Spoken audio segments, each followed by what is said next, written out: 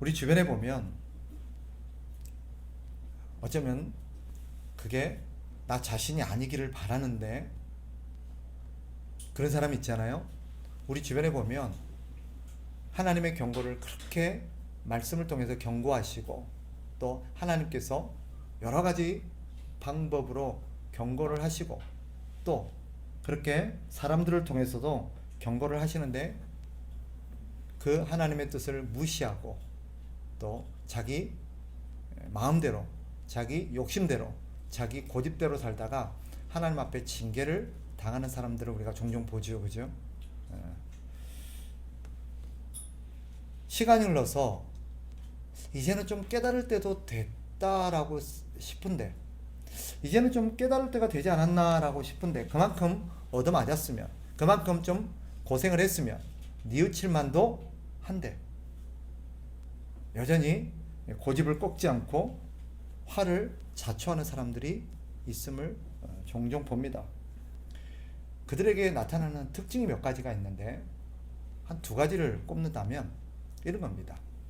그 사람들이 갖고 있는 공통점이 한 가지가 있는데 그게 뭐냐?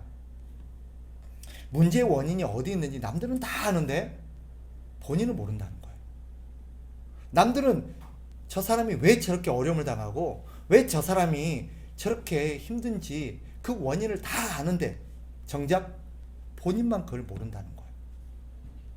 또 한 가지는 그런 사람들에게 나타나는 특징 한 가지가 뭐냐면 그 모든 문제와 그 모든 어떤 어려움의 어떤 원인을 엉뚱한 데서 찾는다는 것입니다. 다르게 표현하면 환경을 탓하고 남을 탓하고 자기 처지를 탓하고 그런다는 거예요. 자기 문제고 자기 때문에 발생한 일인데 남 탓을 하는 거예요. 환경 탓을 하는 거예요. 부모 탓을 하는 거예요. 오늘 본문에 등장하는 이 아합이라는 사람이 꼭 그렇습니다. 오늘 17절을 보면 이런 표현이 나오죠. 엘리야를 볼 때에 아합이 그에게 이르되 이스라엘을 괴롭게 하는 자여 너냐. 누가 누구에게 하는 얘기예요? 아합이 엘리야에게 하는 얘기죠. 그죠? 아합이 엘리야를 딱 만나서는 엘리야에게 뭐라 그래요? 이스라엘을 괴롭게 하는 자여 너냐. 이 이스라엘을 괴롭게 한다는 게 무슨 말이냐? 직역해보면 이런 뜻입니다. 이스라엘이 화를 당하게 하고 어려움을 당하게 하고 이스라엘에게 환란이 임하게 한 그 장본인이 바로 너냐라는 뜻입니다. 그러니까 아합은 지금 이스라엘이 당하고 있는 이 모든 고난의 책임이 누구에게 있다고 생각하는 거예요? 엘리야에게 있다고 생각하는 거예요. 이때가 언제입니까? 18장 1절에 보면 이 가뭄이 든 지 얼마나 됐대요? 3년에 3년 동안 비가 내리지 않고 이스라엘이 극심한 가뭄에 고생을 하고 있었죠. 자, 3년 동안 그 고생을 하고 3년 동안 시련을 당하고 어려움을 당했으면 사실 깨달을 만도 하고 회개하고 뉘우치고 다시 하나님께 돌아올 법도 한데 아합은 고집스럽게 깨닫지를 못합니다. 더군다나 이 모든 나라의 어려움이 누구 때문에 발생했다고 생각하는 거예요? 엘리야 때문에 발생했다고 생각하는 거예요. 그래서 엘리야를 보니까 뭐라고 말해요? 너 때문에 이 나라가 지금 이 꼴이 됐다. 너 때문에 지금 우리가 이렇게 어려움을 당하고 있다 라고 말하는 거예요. 사실 오늘 본문을 보면 그가 얼마나 미련한지를 보여줍니다. 우리는 다 알죠. 나라가 이렇게 어려움을 겪고 3년이나 기근으로 나라가 고통을 받았던 것은 뭐 때문이에요? 아합 때문이에요. 아합과 이세벨이 바알과 아세라를 섬기면서 모든 하나님의 선지자들을 잡아서 다 죽였고 쫓아내고 모든 백성들로 하여금 이 우상을 섬기도록 이 왕으로서 잘못 인도를 했기 때문에 나라가 이 모양이 된 것입니다. 앞에서 엘리야는 아합에게 그것을 지적했었어요. 그리고 엘리야가 이 아합에게 뭐라고 경고합니까? 당신 때문에 이 나라에 3년 동안 비가 오지 않을 거다. 당신 때문이란 말은 무슨 말이에요? 당신이 하나님을 버리고 우상을 섬기고, 그죠? 그렇게 하나님을 믿는 선지자들을 잡아 죽였으니 당신 때문에 이 나라가 고통을 당할 거다. 3년 동안 비가 오지 않을 거다. 그리고 3년이 지났어요. 그러면 우리가 기대할 수 있는 게 뭐예요? 이쯤 되면 아합이 깨닫고 회개할 법도 하지요. 그런데 전혀 회개하지를 않을 뿐더러 누구 탓하고 있어요? 엘리야를 탓하고 있는 것을 봅니다. 근데 오늘 본문을 보면서 노골적으로 드러나 있지 않지만 왜 3년이나 하나님께서 왜 3년이나 비를 내리지 않았을까요? 1년만 해도 하나님이 징계라는 걸 충분히 깨달았겠는데, 사실 1년만 비가 안 와도 살 수 있을까요? 1년만 비가 안 와도요, 나라가 망합니다. 3년이나 비가 안 온다? 사실 생존 자체가 불가능할 정도입니다. 이 기간에 얼마나 많은 사람이 죽었을지는 예측이 안 되죠. 그런데 생각해 보셨어요? 왜 3년 동안이나 하나님께서 기다리셨을까? 비를 주지 않고. 그 이유는 지금 이 나라가 하나님을 버렸죠. 그죠? 하나님을 버리고 누구를 선택했어요? 바알신을 선택했어요. 왜 바알신을 선택했을까요? 왜 하나님을 믿던 사람들이 하나님이 아니라 갑자기 바알을 믿기 시작했을까요? 그것은 바알이 어떤 신이기 때문에, 바알은 농사의 신입니다. 농사의 신. 즉 농사가 잘 되려면 뭐가 내려야 돼요? 비가 내려야 돼요. 이 비를 내리게 하는 신이 누구냐? 아합이에요. 비를 내리게 하는 신. 이 백성들이 가나안 땅에 들어와서 이제 살아가면서, 원래는 이 백성들이 직업이 뭐가 주요였을까요? 목축업이었어요. 양을 치고 그렇게 살아가는 민족이었는데 가나안 땅에 와서 정착을 한 이후로는 뭘로 많이 바뀌었을까요? 농업으로 바뀌기 시작합니다. 그러니까 그들의 생각에 시대가 바뀌었어요. 이제 문화도 바뀌었어요. 직업도 바뀌었어요. 그러니까 이제는 어떤 신이 필요해요? 농사를 잘 짓게 해줄, 이제는 농사 시대니까 농사를 잘 짓게 해줄 신이 필요하다고 판단을 했던 거예요.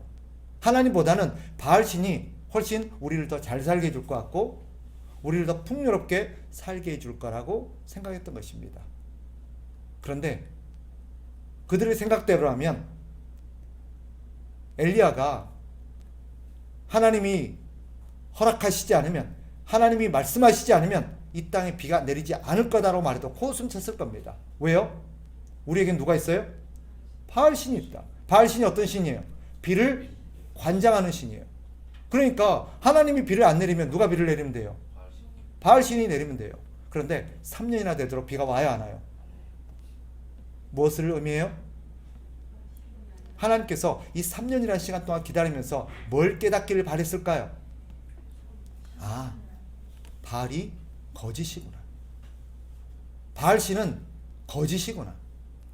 비를 내리게 한다고 믿었는데 비를 내리게 하는 신이 아니구나. 바알과 아세라가 할 수 있는 것은 아무것도 없구나라는 것을 누가 깨닫기를 바랬을까요? 아합을 비롯해서 이스라엘 백성들이 깨닫기를 바랬던 것입니다. 그러나 3년이나 지나고 나면, 그쯤 되면 어떻게 해야 돼요? 뭘 깨달아야 돼요? 우리가 쓸데없는 거 믿었네. 헛것 믿었네. 이 바알신이 우상이네. 거짓신이었네. 라고 해야 되는데, 참 이걸 보면서 너무 마음이 답답한 게, 아마 여러분들도 그런 거 생각할 거예요. 그쯤 되면 깨달아야 되는 거 아니야? 그쯤 되면 이거 좀 이해해야 되는 거 아니야? 라고 싶은데도 못 깨달아요. 3년이 됐는데 이 백성들은 여전히 뭘 생각하고 있을까요? 조금 있으면 비가 오겠지. 조금 있으면 비가 오겠지. 바알신이 뭔가 생각이 있겠지. 뭔가 계획이 있겠지. 비를 못 내려서가 아니라 비를 안 내리고 있는가 보다. 그래서 그 사람들이 한 게 뭘까요? 열심히 제사를 드리는 거예요. 바알신에게 뭐 해달라고? 이걸 기우제라고 그러죠. 깨닫지를 못해요. 우리가 뒤에 보겠습니다만, 그래서 나중에는 엘리야가 보다 못해서 바알 선지자들을 다 어떻게 해요? 갈멜산으로 다 불러 모으죠. 그리고는 누가 진짜 신인지 한번 겨뤄보자라고 했던 이유가 바로 거기 있습니다. 그때까지도 백성들은 어떻게 하고 있었을까요? 깨닫고 하나님께로 돌아간 게 아니라 엘리야가 나타나서 하나님이 진짜냐, 바알이 진짜냐, 그런데도 사이에서 눈치만 보고 있는 거예요. 그래서 나중에 엘리야가 뭐라 그래요? 하나님이 신이면 하나님을 믿고, 바알이 진짜 신, 바알을 믿어라. 분명히 해라, 태도를. 입장을 분명히 해라 라고 엘리야가 말하는 이유가 거기 있습니다. 그렇다면 왜 그렇게 깨닫지를 못할까요?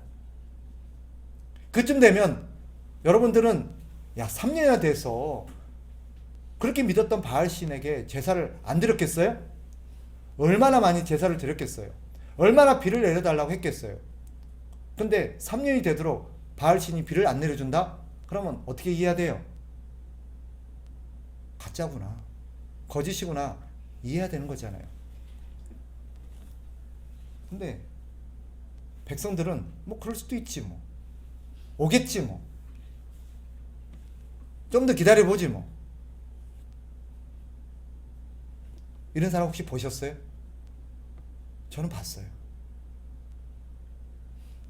그렇게 무당을 찾아다니고 하면서 그렇게 자식을 낳게 달라고 빌고 다니는 분 봤어요.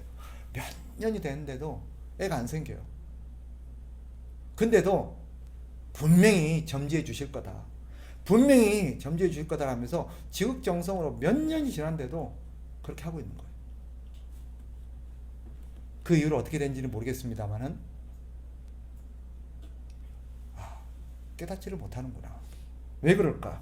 성경에 의하면 바로 죄 때문이라고 말합니다. 죄로 인해서 사람의 마음이 무뎌지고 강팍해지고 미련해져서 깨닫지를 못한다는 거예요.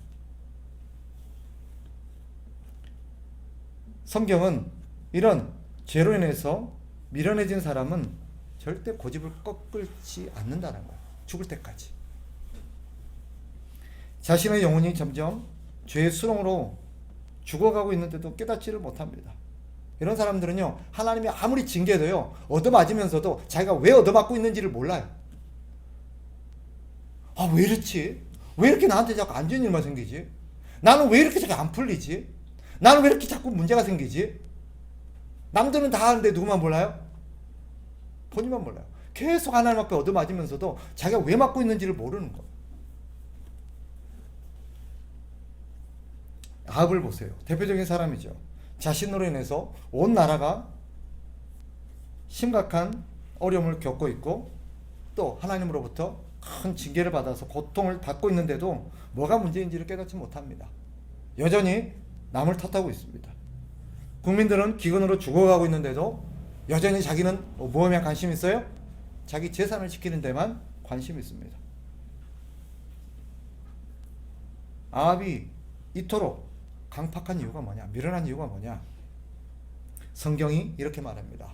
베드로는 이런 사람들이 어떤 사람인지를 이렇게 밝힙니다. 베드로후서 2장 12절 보면, 이 사람들은 본래 잡혀 죽기 위하여 난 이성 없는 짐승 같아서 그 알지 못하는 것을 비방하고 그들의 멸망 가운데서 멸망을 당하며. 무슨 말인가 하면, 이 사람들은 죽을 때까지도 미련해서 자기들이 왜 이런 화를 당하고 있는지를 깨닫지 못한다는 것이고, 결국 그렇게 살다가 멸망하는 짐승과 같은 존재다라고 베드로는 말합니다. 왜 그래요? 죄가 그들의 눈을 멀게 해서 깨닫지를 못하게 만드는 거예요. 이것이 어디 아합만의 이야기겠습니까? 모든 인류가 그렇습니다. 모든 사람이 그래요. 예외가 없습니다. 성경은 모든 사람이 죄를 범하였음에 그들이 죄로 인해서 지각이 어두워졌다라고 말합니다. 그렇다면 신자는 어떨까요? 신자들은 어떤 존재냐? 신자들은요, 하나님의 은혜로 죄에서 벗어난 자들입니다. 그들은 하나님의 은혜로 죄에 벗어나서 이제는 죄가 만들어낸 거짓으로부터 벗어나게 되고 진실의 눈을 뜬 사람들입니다. 그래서 신자들은요, 하나님이 세상을 다스리신다는 것을 압니다. 그래서 신자들은 우상들이 거짓신이라는 것도 압니다. 오직 하나님만이 참신이라는 것을 알아요. 그러니까 진리의 눈뜬 하나님의 은혜로 하나님을 깨달은 사람들은 절대 우상을 섬기지 않습니다. 거짓이니까, 헛것이니까. 그들에게 백날 첫날 가서 빌어봤자 아무 의미 없는 짓이라는 것을 아니까. 따라서 신자들은 결코 우상을 의지하지 않습니다.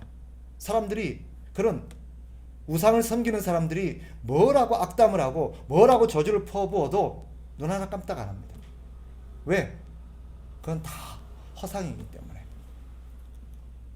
우리가 아는 것처럼 뒤에 우리가 다시 보겠습니다마는 바알 선지자 450명과 엘리야가 갈멜산에서 붙지요, 그죠?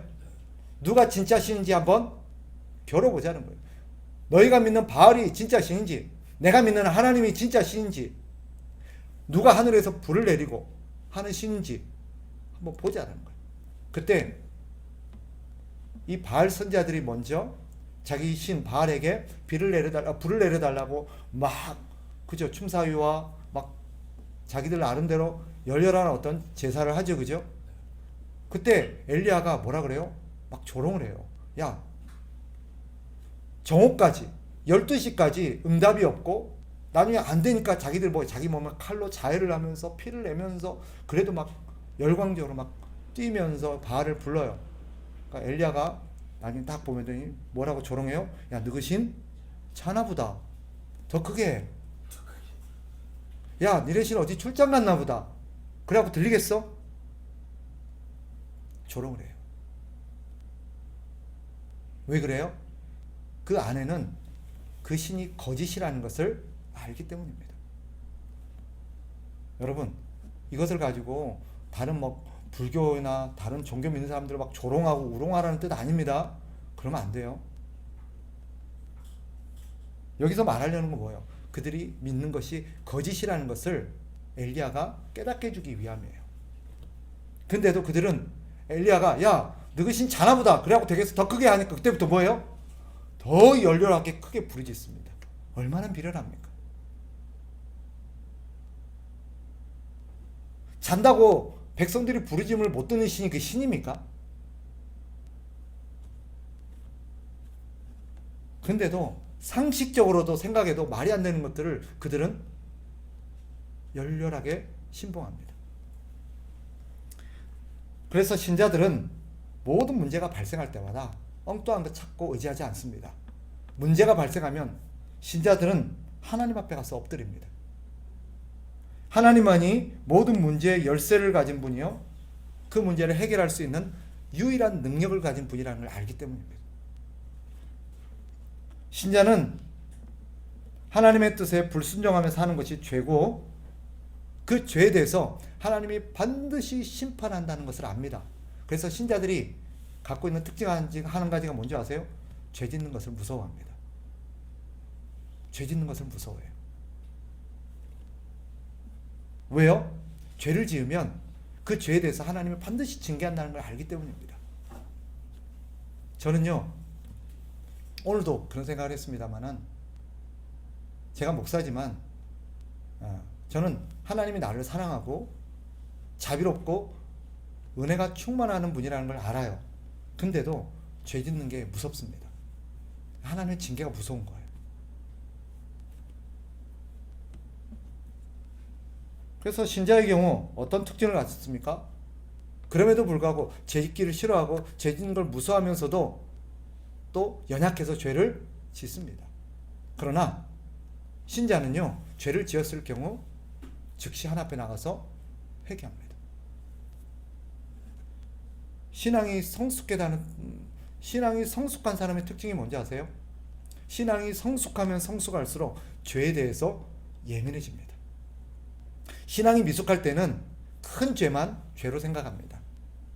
사소하고 별거 이 정도는 하나님 봐주시겠지, 이 정도는 괜찮겠지 라고 생각했던 사람이 하나님을 점점 알아가게 되고 하나님이 죄를 점점 미워하신다는 것을 깨닫게 되면 뭐예요? 작은 죄에도 두려워지고 작은 죄조차도 예민하게 반응합니다. 그리고 성숙한 신자의 또 하나의 특징이 뭔지 아세요? 회개가 빠르다는 거예요. 회개가 빠릅니다. 신앙이 성숙하면 성숙할수록 회개하는 시간이 빨라집니다.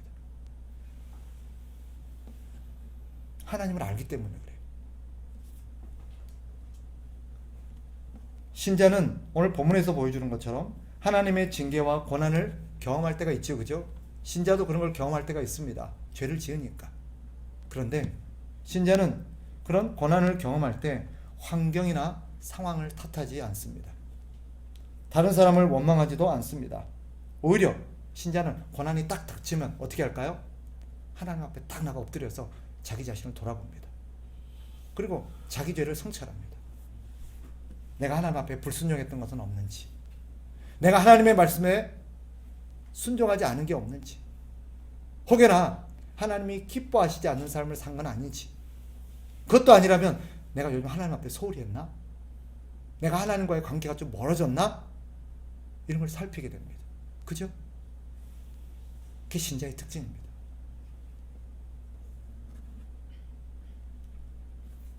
신자는 다른 사람보다 죄를 덜 짓고 신앙이 성숙하면 성숙할수록 죄를 덜 지어요. 그리고 죄에 대해서 예민해요. 그리고 회개하는 시간이 빠르다고 말씀드렸습니다. 그리고 하나님에 대한 이해가 훨씬 깊습니다. 다른 사람들이 괜찮아 해도 아니야, 하나님 그런 거 기뻐하지 않아. 그렇다고 신자는 다른 사람보다 자기가 낫다고 생각하지 않습니다. 내가 신앙생활 좀 잘하고, 내가 다른 사람보다 죄를 좀 덜 짓고, 내가 다른 사람보다 하나님에 대한 이해가 깊고, 내가 다른 사람보다 훨씬 성숙된 태도를 갖고 있다고 해서 내가 저 사람보다 낫다라고 절대 생각하지 않습니다. 이유가 뭘까요? 내가 저 사람보다 더 큰 은혜를 받았다고 생각하기 때문입니다. 바울이 그랬죠. 바울이 내가 다른 사도보다 더 많이 수고하고 더 많이 하나님의 뜻에 순종했으나 뭐라 그래요? 내가 한 것이 아니요 하나님의 은혜라. 바꿔 말하면 무슨 뜻이에요? 내가 다른 사도보다 더 하나님으로부터 많은 은혜를 받은 결과라는 거예요. 그래서 제가 지난번에도 그런 말씀 드린 적이 있어요. 여러분, 그런 생각 드실 때가 있어요. 신앙생활 하다 보면 어떤 성도, 어떤 주변의 성도를 보면서 야, 저 성도는 왜 신앙생활을 저렇게 할까? 왜 저 정도밖에 안 될까? 왜 저렇게 나아지지가 않을까? 답답할 때가 있을 수 있어요. 그죠? 어떻게 신자가 저럴 수 있지? 그리고는 자기만도 못한, 자기만큼도 신앙생활을 못한 그들이 좀 하찮게 여겨지거나 또 그들이 굉장히 좀 이렇게 비난이 될 때가 있어요. 그런데 여러분 깨달으셔야 돼요. 내가 저들보다 나은 것은, 내가 저들보다 신앙생활을 더 잘하고 있는 것은 내가 저들보다 하나님 은혜를 더 많이 받았기 때문입니다. 만일 하나님이 나에게 주신 은혜를 그 사람에게 베풀어 줬다면 그 사람이 나보다 훨씬 더 나아졌을 수도 있습니다. 우리가 성숙한 것은 하나님이 더 큰 은혜 덕분이라는 것을 여러분들이 잊어서는 안 돼요. 말씀을 정리하겠습니다. 그래서 어떻게 해야 됩니까? 우리는 은혜를 받아야 합니다. 은혜를 받지 않으면 죽었다 깨어나도 깨달을 수가 없습니다. 아무리 두들겨 맞고 아무리 옆에서 얘기해주고 아무리 시련을 당해도 못 깨닫습니다. 은혜를 받아야 비로소 보이지 않던 것들이 보게 되고 깨닫지 못했던 것들이 깨닫게 됩니다. 그거 아세요? 사도 바울이 사울로 불려졌을 때 그가 일삼고 다녔던 죄가 뭐였어요? 그리스도인들을 잡아서 죽이는 일을 했어요. 그러면서도 자기가 잘못 살고 있다는 생각 1도 못했습니다.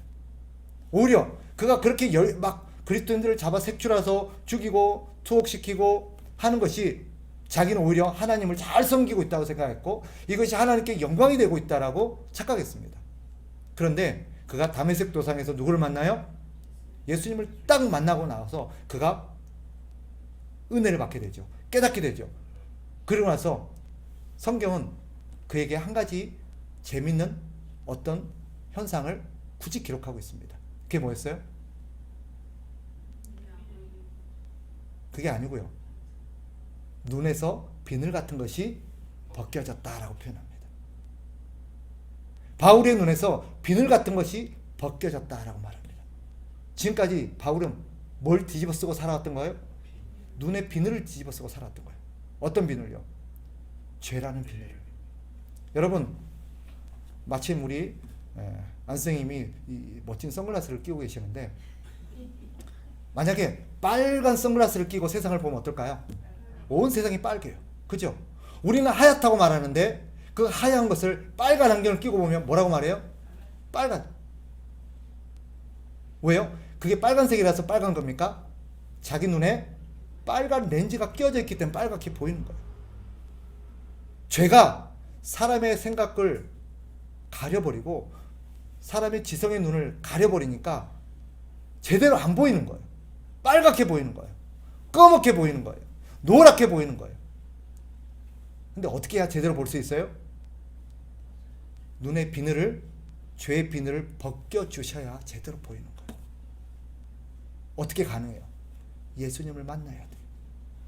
예수님을 만나서 예수님께서 그의 눈의 비늘을 벗겨주셔야만 비로소 예수님이 하나님의 아들이라는 걸 알게 됩니다. 비로소 지금까지 내가 잘못 살았다는 걸 알게 됩니다. 비로소 내가 하나님을 잘못 이해하고 있었다는 것을 깨닫게 됩니다. 그래서 뭐가 필요해요? 은혜를 받아야 돼요. 은혜 받지 않으면요, 죽었다 깨어나도 내가 옳아요. 이상한데 내 생각이 분명히 맞는데, 암만 생각해도 내 생각이 맞는데, 암만 해도 이렇게 해야 될 것 같은데. 근데 그렇게 하면 돼요, 안 돼요? 안 돼요. 은혜를 받아야 돼요. 은혜를 받아야 비로소 보이게 됐고, 비로소 어떻게 살아야 되고, 비로소 어떤 태도를 가져야 되고, 비로소 어느 길로 가야 될지 보이는 것입니다. 은혜를 받아야 합니다. 은혜를 받은 자는 비로소 하나님에 대해서 눈을 뜨게 됩니다. 그리고 하나님이 진짜 살아계시구나. 하나님이 우리를 만드셨구나. 하나님이 우리를 지금도 다스리고 계시는 하는 것이 비로소 보이기 시작하고 깨달아지기 시작합니다. 그 순간 지금까지 내가 진짜라고 믿었던 모든 우상들이 가짜라는 것을 알게 됩니다. 은혜를 받아야 자신 앞에 있는 문제가 무엇인지, 왜 이런 문제가 발생했는지, 이 문제의 원인이 무엇인지 비로소 깨달아집니다. 여러분, 옆에서 아무리 얘기해봤자 못 깨닫습니다. 못 깨달아요. 우리 아내가 결혼해서 수년 동안을 옆에서 저한테 바가지를 긁었습니다. 아니, 왜 그렇게 하냐고. 이게 이해가 안 되냐고. 저는 이해가 안 됐어요. 저는 왜 그래야 되지 도대체? 이해가 안 됐어요. 뭐라고 말을 안 했게요. 창피해서. 그런데 은혜를 받고 나니까 깨달아지더라고요. 아, 내가 태도가 잘못되어 있어. 내가 생각이 잘못되어 있었구나. 아내 말이 맞았구나. 그때 고쳐졌어. 여러분, 남편에게 옆에서 아무리 이래라 저래라 바가지 긁어도 절대 안 됩니다. 그죠? 다 경험해 보셨잖아요. 남편이 바뀔 수 있는 유일한 길은 하나입니다. 은혜 받아야 돼요. 그래서 우리 아내들이 남편을 위해서 해야 될 건 딱 하나입니다. 하나님, 우리 남편에게 은혜 주세요. 정신 차리게 해주세요. 깨닫게 해주세요. 보게 해주세요. 그래야 돼요. 그래야 바뀝니다. 우리 역시 마찬가지예요. 은혜를 받아야 사람이 비로소 알게 됩니다. 뭐가 문제인지. 은혜를 받은 사람은 더 이상 환경을 탓하지 않습니다. 은혜를 받아야 어제까지 마음에 안 들던 것들이, 이것 때문이라고 생각했던 것들이 이게 이것 때문이 아니라는 걸 알게 됩니다. 은혜를 받아야 비로소 하나님 앞에 엎드리게 됩니다.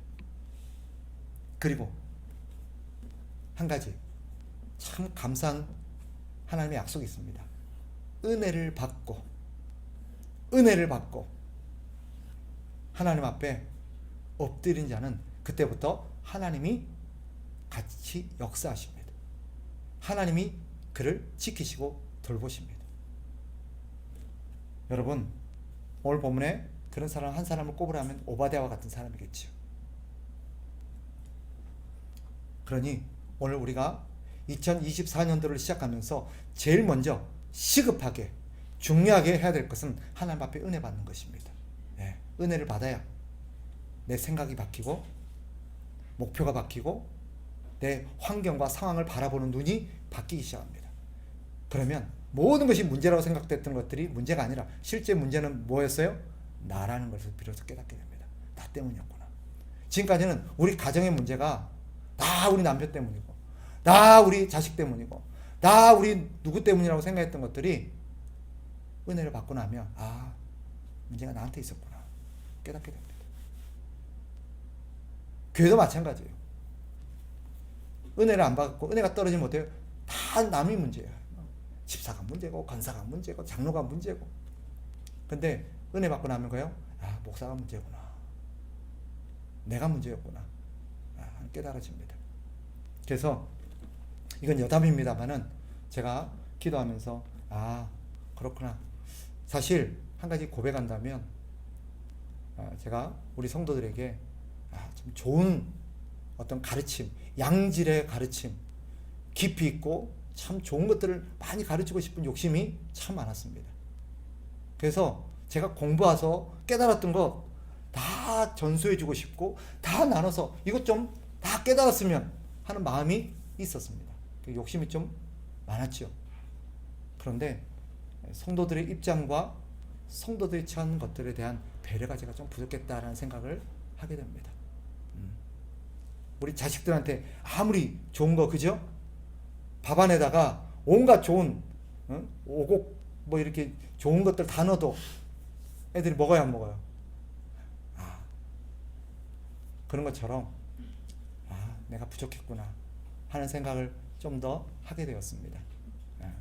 나한테 문제가 있었구나 하는 생각을 다시 한번 깨달아서 2024년도에는 내가 좀 더 노력을 해야겠다라는 다짐을 하게 되었고 또 우리 성도에 대한 내가 배려가 좀 부족했구나 하는 생각도 좀 하게 되었습니다. 은혜 받아서 우리가 2024년도에는 우리의 삶이 좀 새로워졌으면 좋겠습니다.